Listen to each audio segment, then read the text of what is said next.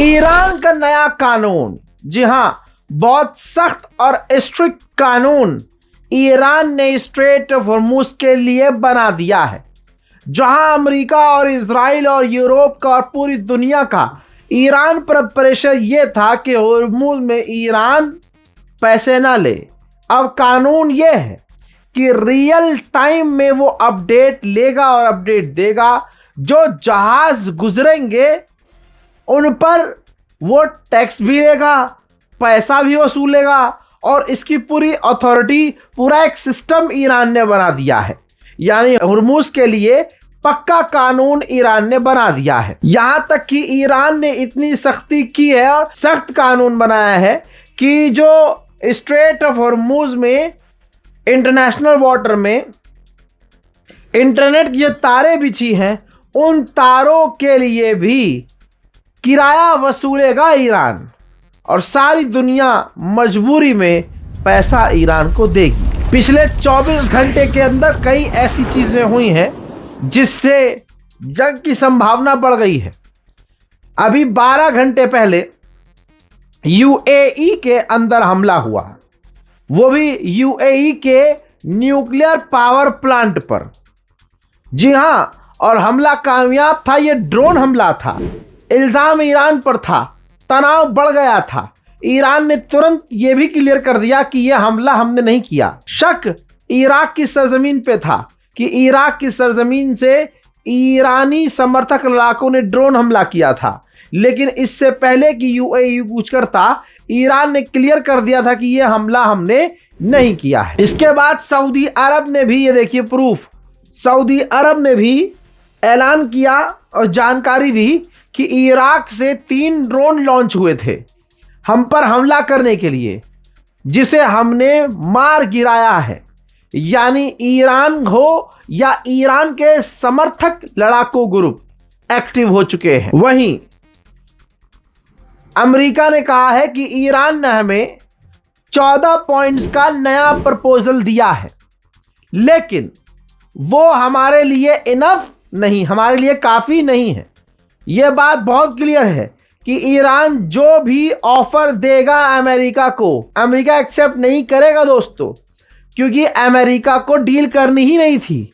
Cease fire उसने किया ही इसलिए था ताकि उसको समय मिल सके, और बिना सांस लिए जो ईरान चप्पल इसकी गर्दन पर गुलाबी सुअर के बजा रहा था, थोड़ा सांस लेने का मौका अमेरिका को मिल जाए। मेरे दोस्तों, डील नहीं हो सकती ऐसी कंडीशन में जो कंडीशन अमेरिका ने बनाई हुई है।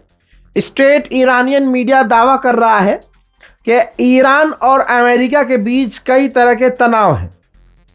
जैसे अमेरिका ईरान पर प्रेशर डाल रहा है कि आप अपना 400 किलोग्राम यूरेनियम हमें दे दीजिए, जिस पर ईरान राजी नहीं है। फिर अमेरिका प्रेशर बना रहा है कि ईरान के तमाम न्यूक्लियर प्लांट बंद कर दिए जाएंगे, एक चलेगा, वो भी जिसकी सारी जांच हम करेंगे। ईरान इसके लिए भी राजी नहीं है। अगर ईरान तमाम चीज़ों के लिए राजी भी हो जाए तो ईरान इतना ज़रूर चाहता है कि ईरान का जो नुकसान अमेरिका और इजराइल ने किया है उसकी भरपाई करे। अमेरिका भरपाई भी नहीं करना चाहता है, पैसा नहीं देना चाहता है। ये भी छोड़ दीजिए, ईरान कह रहा है कि हमारे जो पैसे आपने सीज किए हुए हैं सालों साल से, उन्हें रिलीज किया जाए। अमेरिका उसे भी रिलीज नहीं करना चाहता है। यहां तक कि जो सीज फायर चल रहा है, इस सीज फायर की कोई गारंटी अमेरिका नहीं लेना चाहता है। ईरान चाहता है कि अमेरिका गारंटी ले और गारंटी दे कि ईरान पर कभी वो हमला नहीं करेगा।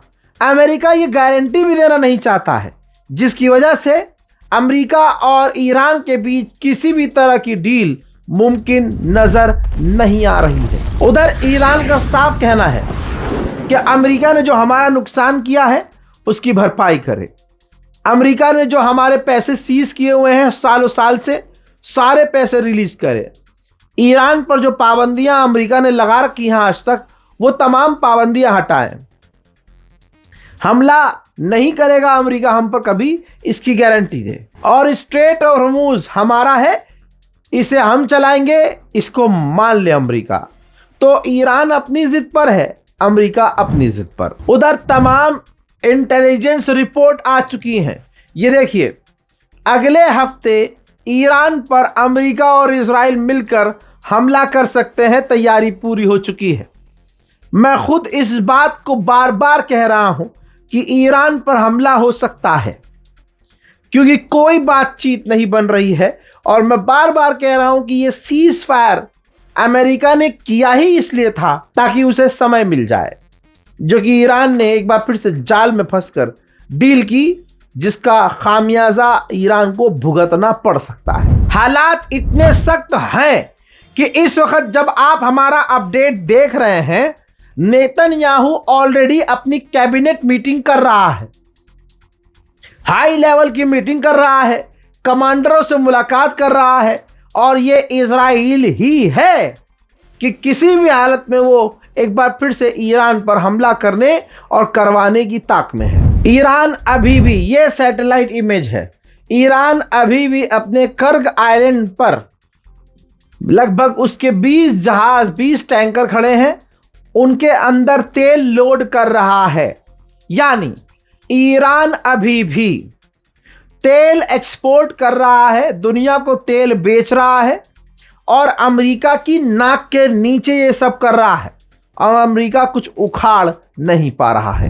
ईरान के अंदर, लोगों के अंदर जो ईरानी लोगों का जोश है वो देखने लायक है। डे 1 से ईरान की सड़कों पर प्रदर्शन हो रहा है, आवाम सड़कों पर है। ऐसे में नया मंजर देखिए, जो न्यूली मैरिड कपल्स हैं, जिन्होंने हाल फिलहाल में शादियां की हैं, जिन्होंने कल शादी की, परसों शादी की, जो दूल्हा दुल्हन है, अभी हाथों में मेहंदी लगी हुई है, अभी ऐसे दुल्हन और दूल्हा इन प्रदर्शन में शामिल हुए हैं। ईरान गवर्नमेंट समर्थक प्रदर्शन में ये तमाम लोग शामिल हुए हैं, और साफ इस भीड़ का ये कहना है, ईरान की आवाम, ईरान के इन प्रदर्शनकारियों का कहना है कि अमेरिका से कोई डील नहीं होगी। उधर सेंटॉम ने कहा है कि अब तक हम ईरान के लगभग 85 जहाज रीडायरेक्ट कर चुके हैं, वापस भेज चुके हैं। ईरान ने कहा है जब से ये जंग चल रही है तब से हम 6,500 लोगों को गिरफ्तार कर चुके हैं, जो गद्दारी कर रहे थे, जो अमेरिका इजराइल के लिए काम कर रहे थे। ईरान की जंग का असर यह है कि अमेरिका की एयरलाइन, जिसका नाम है अमेरिकन एयरलाइंस, उसने 2027 तक के लिए इजराइल के लिए, तेल अवीव के लिए अपनी तमाम फ्लाइट्स को रद्द कर दिया है। रूस के विदेश मंत्री सर्गेई लावरोव ने कहा कि ईरान का अधिकार है कि वो यूरेनियम एनरिच करे और न्यूक्लियर पावर प्लांट बना सके, और अपने न्यूक्लियर को, अपने यूरेनियम को जनता के लिए, उनकी भलाई के लिए इस्तेमाल कर सके, उसका अधिकार है। बाकी जो वो बातचीत कर रहा है, हमारा कोई इरादा नहीं है कि उसकी बातचीत में हम इंटरफेयर करें। पूरी दुनिया जानती है कि इजराइल कितना बड़ा खतरा है किसी भी देश के लिए, ना वो दोस्त अच्छा, ना वो दुश्मन अच्छा। सैटेलाइट इमेज से खुलासा हुआ कि इराक के अंदर इजराइल का एक बेस नहीं, 2 सैन्य बेस बना रखा था इजराइल ने। सोचिए, किसी दूसरे देश पर कब्जा दूर की बात, चोरी से, चुपके से, धोखे से पूरा मिलिट्री बेस बनाया हुआ था इराक के अंदर इजराइल ने, वो भी एक नहीं 2। और उन्हीं इराक के 2 बेस का इस्तेमाल करके इजराइल ने ईरान पर बड़े हमले किए थे।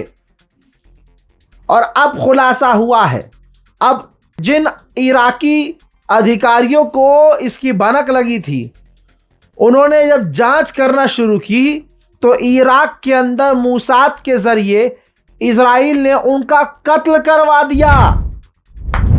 आप दुनिया में ऐसी कहानी नहीं सुन सकते जो क्राइम की कहानी लिखी है खुद इजराइल ने इराक में। ईरान के मिलिट्री स्पोक पर्सन ने साफ कह दिया है कि डोनाल्ड ट्रंप झूठ फैला रहा है, हवाई बातें कर रहा है। हम बात साफ कह रहे हैं कि हमारी मिलिट्री कैपेबिलिटी कमजोर नहीं हुई है।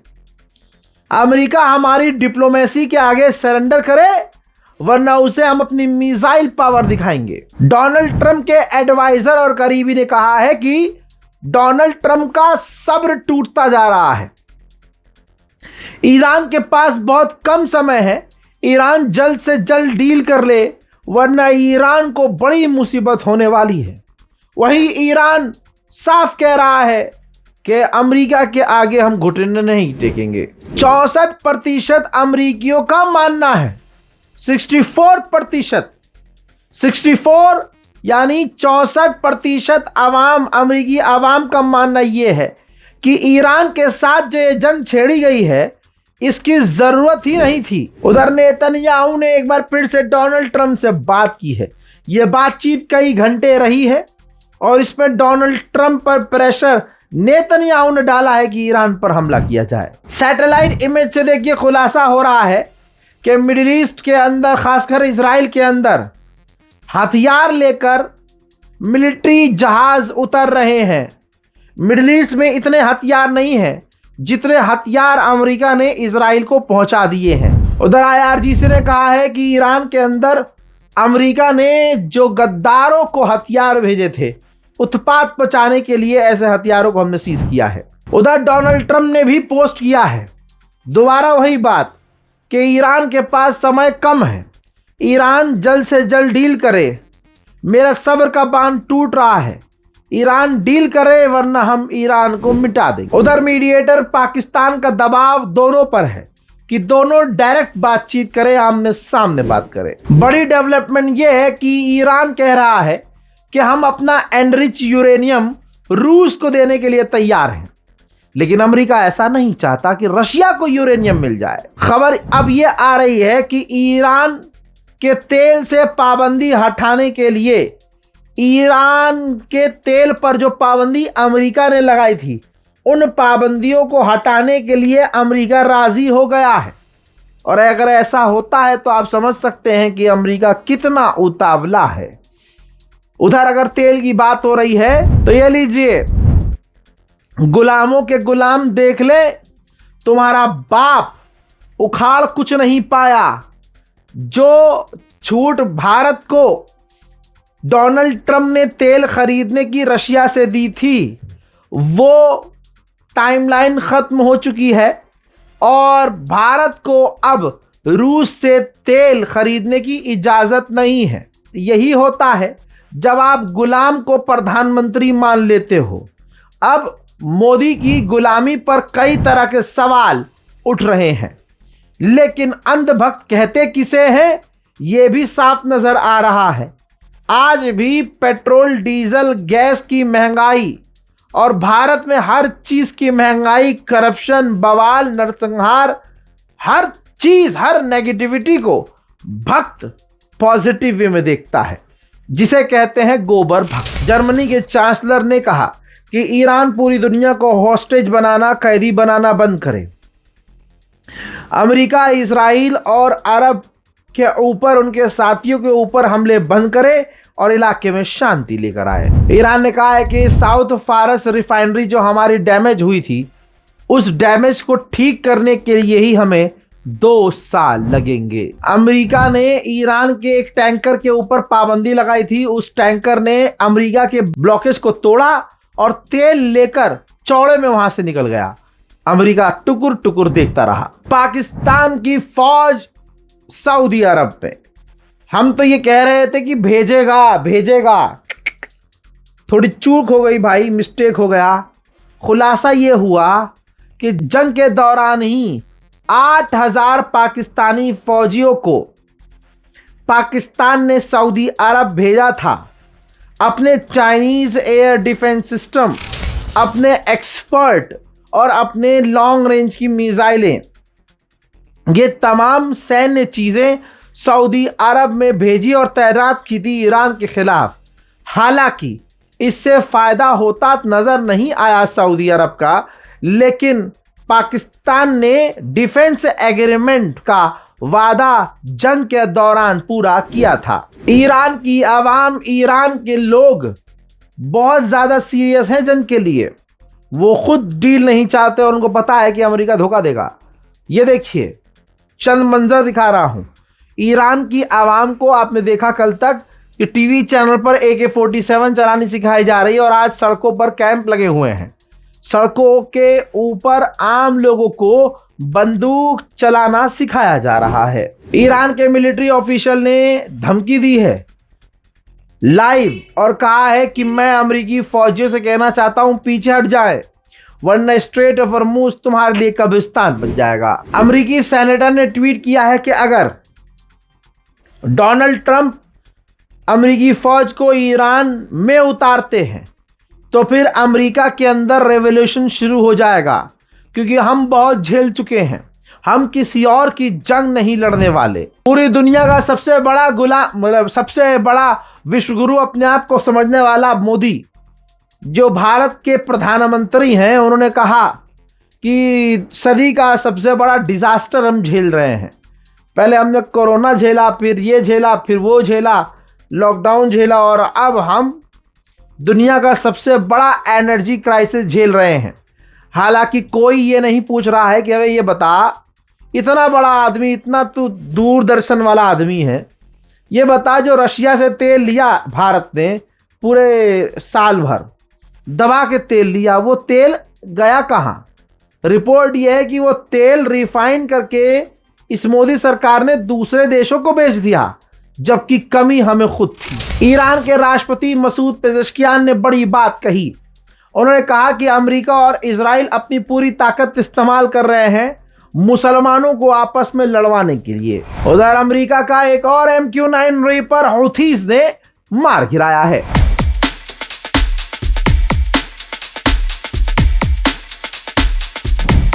ईरान के पार्लियामेंट स्पीकर गलीबाफ को चाइना के लिए ईरान का रिप्रेजेंटेटिव बना दिया है। उधर ईरान ने दी है धमकी, फिर से कंफर्म किया है कि अगर अमेरिका ने फिर कोई गलती की और हम पर हमला किया तो इस बार और हम तगड़ा जवाबी हमला करेंगे। उधर क्यूबा पर हमले की संभावना बढ़ रही है। ईरान और रशिया से यही देखते हुए क्यूबा ने भारी मात्रा में ड्रोन खरीदे हैं। अमेरिका के पूर्व डिफेंस मिनिस्टर ने बड़ी बात कही, ये देख लीजिए।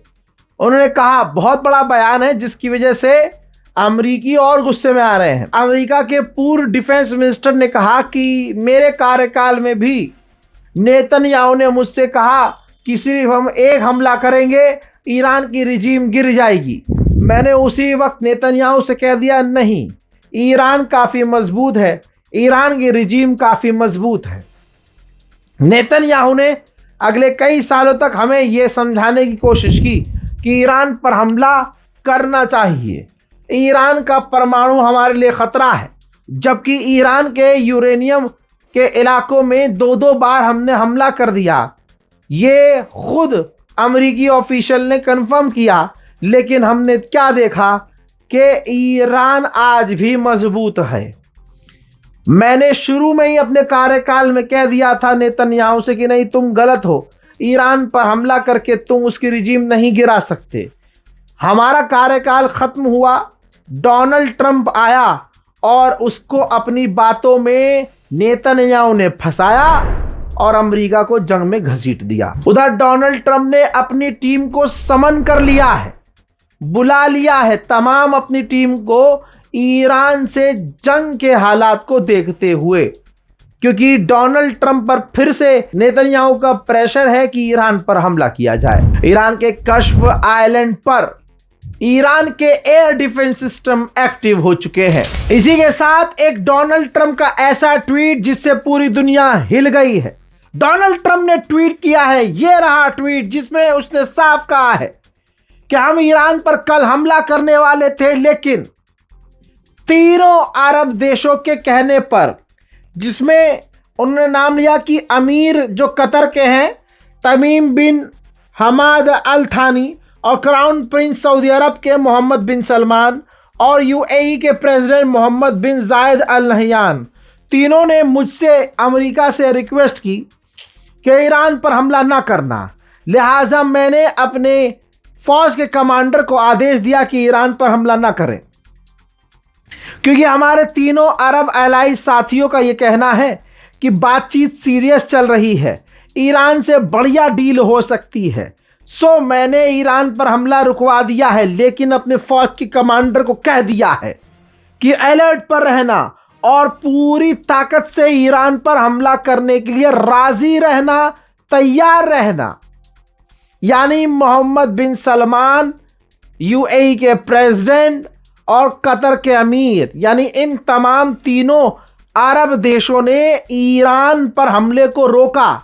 यही वजह है कि ईरान अमेरिका की कमजोर नस को जानता था, इसीलिए ईरान ने हमेशा से अरबों को पहले निशाना बनाया, जिसका फायदा ईरान को अब हो रहा है। उल्टा अरब अमेरिका को अब रोक रहे हैं कि भैया ईरान पर हमला ना करना। अंदर की वजह सब जानते हैं कि अरबों को कितना पेला है ईरान ने। यही वजह है कि अरब जानते हैं कि अमेरिका और ईरान के बीच दोबारा अगर जंग शुरू हुई तो सबसे ज्यादा अरब पेले जाएंगे। बहरहाल, आपकी इस रिपोर्ट पर जो भी राय है कमेंट में लिखिएगा। इस रिपोर्ट को शेयर कीजिए, दुआओं में याद रखिए, चैनल को सब्सक्राइब कीजिए। जय हिंद।